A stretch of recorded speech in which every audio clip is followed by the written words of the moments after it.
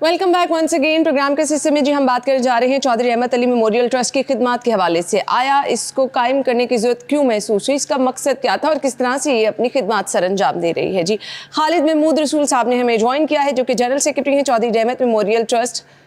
खुश आमदीद कहेंगे अपने मेहमान को। अस्सलाम वालेकुम जी। जी वालेकुम साहब, बहुत बहुत शुक्रिया जी। आपके टाइम का भी बहुत बहुत शुक्रिया। नाम से ही जाहिर है कि चौधरी रहमत अली मेमोरियल ट्रस्ट जो है वो तहरीक पाकिस्तान के अजीम रहनुमा चौधरी रहमत अली साहब की याद में है। मकसद क्या था इसको बनाने का, क्यों ज़रूरत महसूस हुई? जी, ये जिस तरह नाम से ज़ाहिर है, चौधरी रहमत अली साहब का एक पाकिस्तान पे एहसान है। उन्होंने पाकिस्तान का नाम भी तजवीज़ किया और इसकी तहरीक में एक बड़ा मुनफरिद किरदार उन्होंने अदा किया। तो उनके कुछ दोस्तों और बही खाओं ने मिड 70s में 1976 में ये ट्रस्ट कायम किया, चौधरी रहमत अली मेमोरियल ट्रस्ट। और उस वक्त ये है कि आप हालात को ज़रा थोड़ा सा जहन में ले आएँ, तो उस वक्त उनके सामने दो इसके सर्विस एरियाज़ थे। एक तो हेल्थ केयर में एक हॉस्पिटल को इस्टेब्लिश करना, उस वक्त ये टाउनशिप ग्रीन टाउन की आबादी भी प्लान हो रही थी। तो ये था कि यहाँ एक state of the art hospital जो है ना, उसकी फैसिलिटी लोगों के लिए अवेलेबल हो सके। दूसरा इस पे था एजुकेशन का। तो उस पर फिर ये हुआ कि 1986 में ये हॉस्पिटल हमारा एक डिस्पेंसरी की शक्ल शुरू हुआ, फिर आहिस्ता आहिस्ता इससे एक्सपेंशन होती गई। अब ये तकरीबन जो सन 2000 में अपनी मुकम्मल शक्ल में जिसमें आज है। और इसमें तमाम एक जनरल हॉस्पिटल की तरह तमाम शोबे हैं। इसमें ओपीडी है, इसमें एमरजेंसी है, इस पे डायग्नोस्टिक्स है, इसमें आईपीडी है, ऑपरेशन थिएटर्स है, फार्मेसी है and so on so fourth. तो ये 40 साल सफ़र है ना? ये अल्हम्दुलिल्लाह अब हमारा ये 40 साल सफ़र जो है ना वो हॉस्पिटल का मुकम्मल हो गया। इसी तरह जो हमारे स्कूल्स हैं वो 92 में पहला स्कूल कायम हुआ, गर्ल्स हाई स्कूल। 94 में हमारा दूसरा बॉयज़ हाई स्कूल। फिर उसके बाद एक कॉलेज कायम हुआ, जिसे बाद में हमने 3 साल पहले कन्वर्ट करके प्री स्कूल। तो हमारे स्कूल्स का भी अब देखा जाए तो 30 ईयर्स से ज़्यादा की लेगेसी है। और हॉस्पिटल जो है वो 40 ईयर्स की लेगेसी मुकम्मल हो चुकी है। और जो ट्रस्ट है उसका ये गोल्डन जुबली ईयर है। कुछ समाजी असरात के बारे में मुझे तफसीलन बताएगा। 40 साल सफ़र है, क्या समाजी? इसमें जी बुनियादी तौर पे जो हमारा ये जो हॉस्पिटल है, इसमें अल्हम्दुलिल्लाह ये हुआ कि with the passage of time हमने कोशिश ये की कि ये इदारा जो है वो प्राइमरीली जिस मैंडेट के लिए बनाया गया था उसी को लेके आगे चलें। तो ये primarily not for profit organisation है। हेल्थ केयर इस वक्त एक तो महंगा पड़ा है, कमर्शलाइजेशन इसमें बहुत ज़्यादा हो गई है। तो हमारा उसमें एक ऑब्जेक्टिव तो ये है कि जो मुस्तहिक और नादार मरीज़ हैं उनका मुफ्त इलाज किया जा सके या उनको हेविली सब्सिडाइज़ किया जा सके, ताकि उनके ऊपर बर्डन जो है ना वो कम से कम हो सके। अब गवर्नमेंट हॉस्पिटल जो है अब अपनी बसात से बढ़ के कोशिश कर रहे हैं, लेकिन आपको पता है जिस तरह हालात हैं। फिर प्राइवेट सेक्टर में तो अल्लाह ही हाफ़िज़ है जिस तरह है। तो उसमें आके हमारी कोशिश पूरी ये है कि हमारी जितनी भी सर्विसेज हैं वो एक तो मुस्तहिक और नादार मरीज़ों का मुफ्त या हेविली सब्सिडाइज इलाज कर सकें, और जो आम सफ़ेद पोश लोग हैं उनको भी हम क्वालिटी हेल्थ केयर दे सकें जो कि 30 to 50% मार्केट की निस्बत सस्ती और चीपर हो। इस वक्त हमारे पास 16 शोबे इसमें काम कर रहे हैं जी। उसमें ओपीडी भी है, एमरजेंसी भी है, और इसमें जो हमारे फिर आगे जा जाते हैं गायनी के ऊपर हमारा फोकस है, पीड्स के ऊपर फोकस है, आर्थो के ऊपर फोकस है, आई है, डेंटल है एंड नेम इट। तो हमारे तकरीबन 16 शोबे हैं इसमें। पिछले साल हमने तकरीबन कुछ 6 करोड़ से ज़ायद पेशेंट वेलफेयर के ऊपर इस तरह खर्च किया है, जो कि ज़कात, अतियात और बाकी हमारे अपने वसाइल से, और तकरीबन 2.25 लाख लोगों का अल्हम्दुलिल्लाह हमें खिदमत करने का मौका मिला है। तो हमारी अब कोशिश ये है कि इसमें अब एक मैसिव हमने एक अपग्रेडेशन और एक्सपेंशन प्लान शुरू किया पिछले साल मई से। उसका 70% से ज़्यादा मुकम्मल हो गया। तो उसमें हमारी कोशिश पूरी ये है कि एक तो अपनी कैपेसिटी को बढ़ा सकें सो दैट कि हम ज़्यादा से ज़्यादा लोगों को एकोमोडेट कर सकें, और दूसरा ये है कि हेल्थ केयर में अब स्टैंडर्ड जिस तरह के अपग्रेड हो गए हैं तो हमारे इंफ्रास्ट्रक्चर में भी ज़रूरत थी।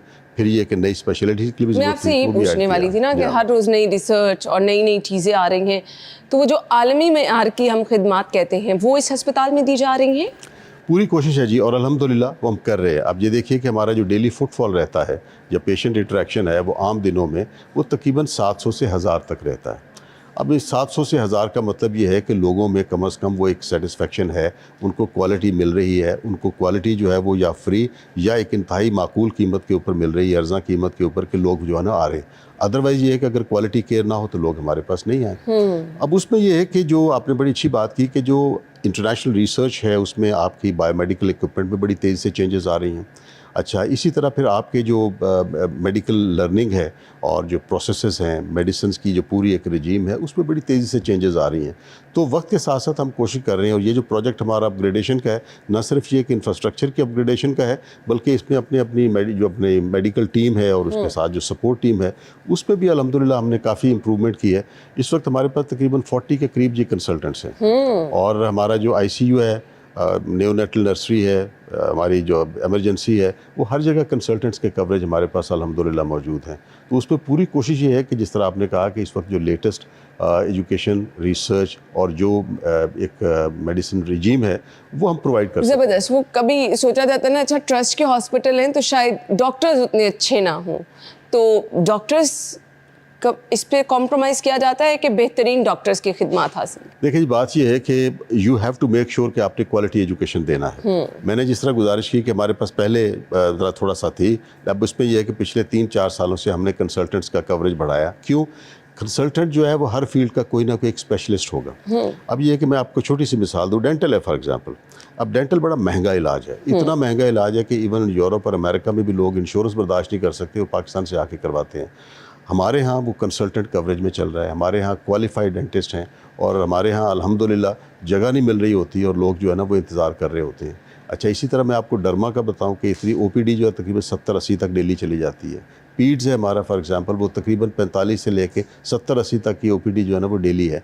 हर जगह कंसल्टेंट है। हमारी कोशिश ये है कि वो जो मतलब नॉर्मल एमओ लेवल है या एसएमओ लेवल है, मेडिकल ऑफिसर या एसएमओ लेवल नहीं, उससे ज़्यादा हमारी कोशिश ये है कि मुमकिना हद तक जितनी भी स्पेशलिटीज़ हैं उसमें हमारे पास कंसल्टेंट का कवरेज होना चाहिए। इसमें एक काम हमने और किया कि एक तो ओपीडी में लोग आते हैं, लेकिन सफ़ेद पोश लोग कहते हैं कि भाई हमें किसी स्पेशलिस्ट को दिखाना है। अब नॉर्मली जो कंसल्टेंट है मार्केट में वो आप देखिए कि 2500 से लेकर 6000 रुपये कॉस्ट करता है। हमारी कोशिश ये है कि हम डे टाइम हमारे पास जो कंसल्टेंट्स अवेलेबल हैं they are only charging for 1000 rupees.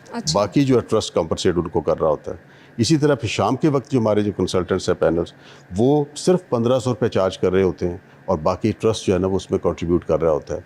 तो ये हमारी पूरी कोशिश है कि अक्रॉस द बैंड जितने भी मुख्तलिफ हमारे यहाँ मतलब सिविल सोसाइटी के लोग हैं, सफ़ेद पोश हैं या नादार और मुस्तहिक जो अफोर्ड नहीं कर सकते, उन सबको कम से कम क्वालिटी केयर हम वो प्रोवाइड कर सकें ताकि वो जो कमर्शलाइजेशन का एक लोगों के ऊपर प्रेशर है, बोझ है, वो ना हो। इसी तरह पे डायग्नोस्टिक्स का है। डायग्नोस्टिक्स में हमारे जितने भी डायग्नोस्टिक्स हैं वो अल्हम्दुलिल्लाह एक तो मतलब कम्प्लीटली कंपैटिबल है, मार्केट के मेयार के मुताबिक है। वो भले लेबॉरेटरी है, भले डायग्नोस्टिक के हमारे दूसरे टेस्ट हैं, सो ऑन सो फोर्थ, लेकिन उसके साथ ये कि चार्जेस उनके मार्केट से 30 से 50% कम है। तो ये हमारी कोशिश है लोगों को मैक्सिमम हद तक ट्रस्ट होने के नाते एक फ़ायदा पहुंचा सकें। मुस्तहिक अफराद अगर इलाज मुआलजा कराना चाह रहे हैं ना, क्योंकि अगर कोई बीमार बंदा है तो वो इस सिचुएशन में होता है कि समटाइम वो ज़्यादा टाइम निकाल भी नहीं सकता ना, कि 2-3 महीने का टाइम मिल गया, अभी इन्वेस्टिगेशन हो रही है कि आप उस लेवल पे पूरा उतरते भी हैं या नहीं उतरते, तो क्या क्राइटेरिया है मुस्तहिक अफराद जब रजिस्टर किए जाते हैं, क्या फौरी इलाज भी शुरू हो जाता है उनका? जी, फौरी इलाज शुरू हो जाता है। उसका तरीकाकार ये है जी कि हमने जिस तरह ये PKLI में या शौकत खानम या बाकी जगहों पे वो उन्होंने बड़ा अच्छा एक सिस्टम वज़ा किया हुआ, हमने भी उसी तरह का डिवाइस किया। एक फाइनेंशियल स्क्रीनिंग है। देखिए, हम ज़कात लेते हैं, हम शरिया सर्टिफाइड हैं, उस पर हमारी ज़िम्मेदारियाँ आती हैं हम पे कि हम सिर्फ मुस्तहिक अफराद तक जो है ना वो इसको पहुँचा सकें। तो उसका एक फ़ाइनेंशियल स्क्रीनिंग की जाती है, यानी पावर्टी इंडेक्स के जो ग्लोबली है, वर्ल्ड बैंक भी फॉलो कर रहा है, BIS भी फॉलो कर रही है, बाकी भी कर रहे हैं। तो हम भी देखते हैं कि अगर एक फैमिली इनकम एक सर्टन थ्रेशोल्ड से नीचे है और वो ज़कात के लिए मुस्तहिक है तो फिर ज़कात से उसका पूरा इलाज जो है ना मुकम्मल हो जाता है। अगर फ़र्ज़ करो वो ज़कात का मुस्तहिक नहीं या वो नहीं लेना चाहता उस स्टेज से, तो फिर हमारे पास जो दूसरा है जनरल डोनेशन है या हमारे अपने रिसोर्सेज से है तो वो हो जाता है। अब उसमें ये है कि फ़ॉर एग्जांपल ऑपरेशन है, ज़्यादा खर्चा लोगों का उसी पे होता है, इन्वेस्टिगेशन का उसी पे होता है।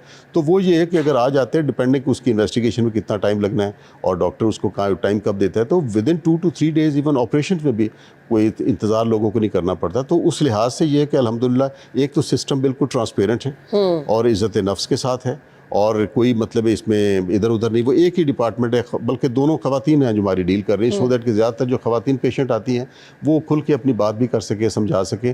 और यकीन जानिए कि जाते हुए जब वो मुझे बच्चियाँ ही बता रही होती हैं कि अक्सर लोग जाते हुए दुआएं दे रहे होते हैं या बाद में किसी और विज़िट पे आ रहे होते हैं तो वो खुश होते हैं कि कम से कम हमारा इलाज हुआ।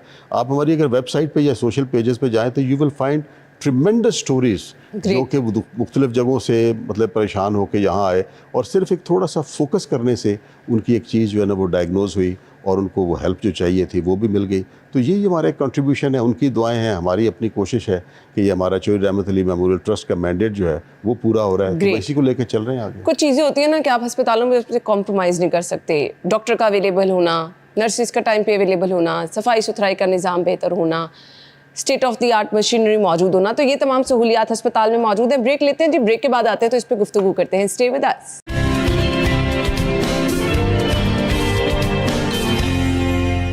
Welcome back once again. हम गुफ्तगू कर रहे हैं चौधरी अहमद अली मेमोरियल ट्रस्ट के हवाले से। हम गुफ्तगू का सिलसिला आगे बढ़ाएंगे। सर मुझे बताइएगा वो तमाम सहूलियात जैसे कि मैंने कहा कि एक स्टेट ऑफ द आर्ट अस्पताल में होनी चाहिए, सफाई सुथराई का निज़ाम, प्रॉपर बेड्स, क्लीनलीनेस, वो तमाम चीज़ों को इंश्योर किया जाता है। ये आपने बड़ा अच्छा नुक्ता उठाया। ये एक मुसलसल प्रोसेस है जी, और ये एक जोहद मुसलसल है। ये इतना आसान नहीं है। मतलब स्टाफ भी होगा, इक्विपमेंट भी होगा, सब कुछ होगा, लेकिन ये है कि जितनी भी हॉस्पिटैलिटी बिजनेस है, वो भले हॉस्पिटल है या दूसरी हॉस्पिटैलिटी बिजनेस है, एयरलाइन बिजनेस है, रेस्टोरेंट बिजनेस है, होटल है, ये इसमें चैलेंज है और हमारे यहाँ भी चैलेंज है। लेकिन अल्हम्दुलिल्लाह उसके लिए क्योंकि एक प्रॉपर एक प्रोसीजर बने हुए हैं, प्रोसेस बना हुआ है, स्ट्रक्चर बने हुए हैं, एडमिन के लोग हैं, फॉलो अप कर रहे हैं। अच्छा, फिर ये एक सिक्योरिटी सर्विलेंस की वजह से कैमरास का भी है, तो शिफ्ट्स में चीज़ें तकसीम की हुई हैं, तो अल्हम्दुलिल्लाह बेहतर है। लेकिन ये है कि इसको बेहतर रखने में एक मुसलसल जदोजहद करना पड़ती है। तो क्योंकि एक पूरा सेटअप है, स्ट्रक्चर है, डेली इतने लोगों ने आना है। फिर ये है कि अगर कंप्लेंट का भी मैकेनिज़्म रखा हुआ है कि ये कि अगर आपको किसी को कंप्लेंट है तो we are open door policy पे हैं। अच्छा, उसमें शिकायत भी आ जाती हैं, वो रिसेप्शन की शिकायत भी हो सकती है, सफाई की भी हैं, बाकी भी हैं। तो वो एक क्वालिटी को मेंटेन करना, कंज्यूमर रिस्पॉन्सिवनेस को अपना केयर करना, ये एक कंटिन्यूस प्रोसेस है और जोहद मुसलसल है, ये जारी रहता है। और शायद यही वजह है कि लोग एतमाद करते हैं। डेली अगर 700-800 लोग आ जाते हैं तो वो शायद इसी वजह से। क्या आपका प्लान है? मज़ीद इसको इन्हांस किया जाएगा, मज़ीद इसको बेहतर किया जाएगा? इसमें जी दो तरीके से है जिस तरह हम लेके चल रहे हैं। पहली बात तो ये कि हमारा इंफ्रास्ट्रक्चर क्योंकि ज़रा पुराना था, तो उसमें काफ़ी रिपेयर और मेंटेनेंस की ज़रूरत थी, सो दैट कि हम जो इस वक्त एग्जिस्टिंग स्टैंडर्ड्स हैं उसके ऊपर उसको ला सकें। दूसरा ये था कि ये उस वक्त हमारे पास जो पेशेंट फुटफॉल था उसकी निस्बत अब तकरीबन 2-2.5 गुना पेशेंट हमारे पास आ रहे हैं। तो लोगों को बैठने की भी तंगी थी, डील करने का। इवन ये है कि हम बहुत सारी स्पेशलिटी शुरू करना चाह रहे थे, हमारे पास क्लिनिक्स जो है ना वो रूम्स अवेलेबल नहीं थे।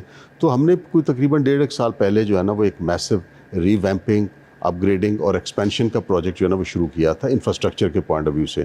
उसमें एक तो कि हमारी इमरजेंसी पहले 6 बेड की थी, वो अब तकरीबन 14 बेड की स्टेट ऑफ आर्ट एक नई इमरजेंसी जो है ना वो डेवलप कर रहे हैं इस वक्त। दूसरा ये था कि हमारे पास स्पेशलाइज्ड क्लिनिक्स जो थे उसमें हमने जगह कम थी, रूम्स भी कम थे, तो हमने पूरा एक कंसल्टेंट ब्लॉक नया बनाया है जिसमें 12 स्पेशलिस्ट जो है ना वो वहाँ होंगे। अच्छा, ओपीडी क्लिनिक्स में हमारे जगह शॉर्ट पड़ रही थी जिस तरह बता रहा हूँ, तो उसमें 8 हमने ओपीडी क्लिनिक्स जो है ना वो ऐड किए हैं। अच्छा, हमारा आईसीयू जो है ना उसको हमने अपग्रेड किया क्योंकि किसी भी हॉस्पिटल की क्रिटिकल केयर के लिए वो बड़ा ज़रूरी है। उसके साथ ही फिर न्यू नेटल नर्सरी हमारा बड़ा अच्छा सेटअप है माशाल्लाह, गायनी का और पीड्स का, उसको हमने काफ़ी अपग्रेड किया है। इसी तरह पीड्स का एक स्पेशल वार्ड जो है ना वो हम डेवलप कर रहे हैं।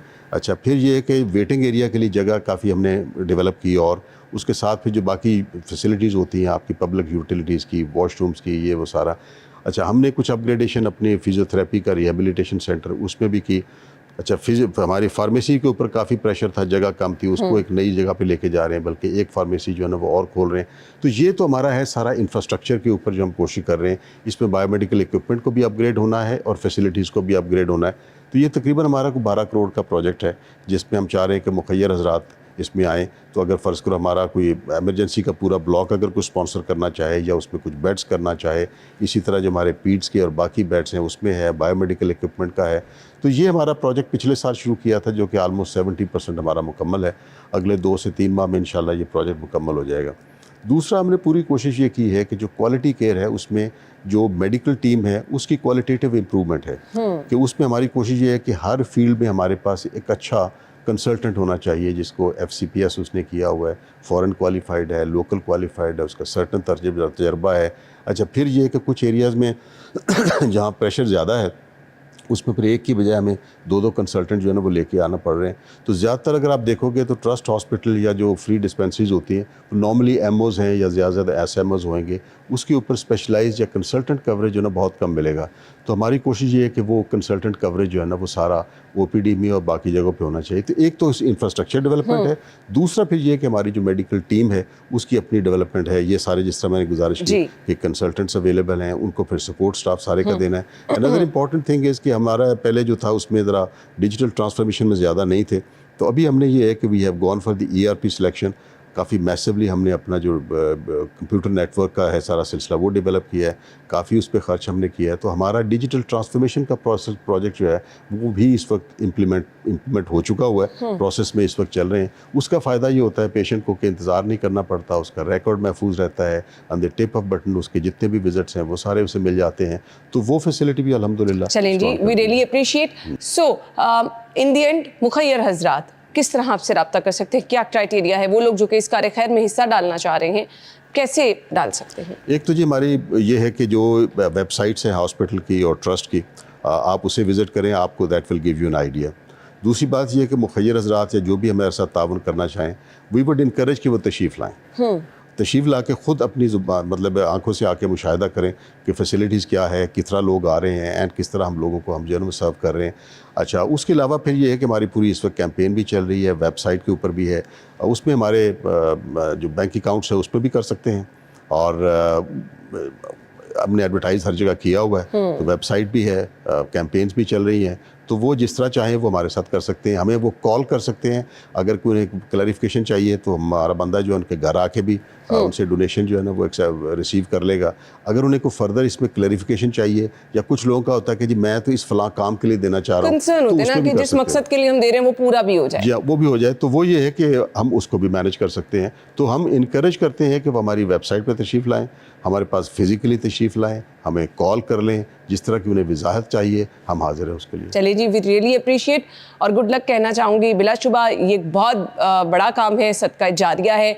जो लोग आगे आना चाहते हैं, जो इस कार्य खैर में हिस्सा, ओवरसीज़ भी इसमें हिस्सा डाल सकते हैं? बिल्कुल डाल सकते हैं जी, क्योंकि वेबसाइट जो है वो तो थ्रू आउट दी वर्ल्ड उसको आराम से हर बंदा जो है ना कर सकता है। अच्छा, पेमेंट पोर्टल उसमें है, तो जो बंदा बाहर से भी करना चाहे तो हमारी वेबसाइट का जो डोनेट नाउ का पेज है उसमें वो पेमेंट पोर्टल जो है वो इंटरनेशनली भी इसी तरह रिसीव हो सकता है। नो इशू एट ऑल जी। चलें जी, ये जो लोग हिस्सा डालना चाहते हैं, जिस तरह से आप देखिए गरीब मुस्तहिक लाचार लोगों का इलाज हो रहा है, वो लोग जो कि जिनकी जेब इजाज़त नहीं देती, जो महंगी दवाइयाँ अफोर्ड नहीं कर सकते, जो महंगे इलाज नहीं करा सकते, तो उन्हें एक छत तले वो तमाम सहूलियात दी जा रही हैं जो कि तमाम अच्छे अस्पताल में होती हैं। और सबसे बड़ी बात कि अच्छे डॉक्टर जब आपका इलाज कर रहे होते हैं, टाइमली आपको ट्रीट कर दिया जाता है, तो आपका आधा दर्द आधी बीमारी तभी जो है वो उसका इलाज हो जाता है। तो मैं तमाम उन लोगों से जो कि इस सदका जारिया में हिस्सा डालना चाहते हैं, ज़रूर आगे बढ़ें, बढ़ चढ़ कर हिस्सा डालें, क्योंकि अगर आप किसी एक बंदे की भी जान बचा लेंगे तो यकीन माने आपके लिए ये ताहियात बहुत बड़ा, इस दुनिया में भी और आखिरत में भी, दोनों तरफ आपको बहुत ज़्यादा सवाब मिलेगा, आपकी ज़िंदगी का मकसद पूरा हो जाता है। बहुत बहुत शुक्रिया। बहुत बहुत शुक्रिया जी, आपने मौका दिया और इतनी अपना कलमात आपने भी अदा किया। अल्लाह ताला आपको भी जज़ा दे, आपकी पूरी टीम को जज़ा दे। बहुत बहुत शुक्रिया। Thank you so much. इसी के साथ ही हमें इजाज़त दीजिए। अल्लाह हाफ़िज़।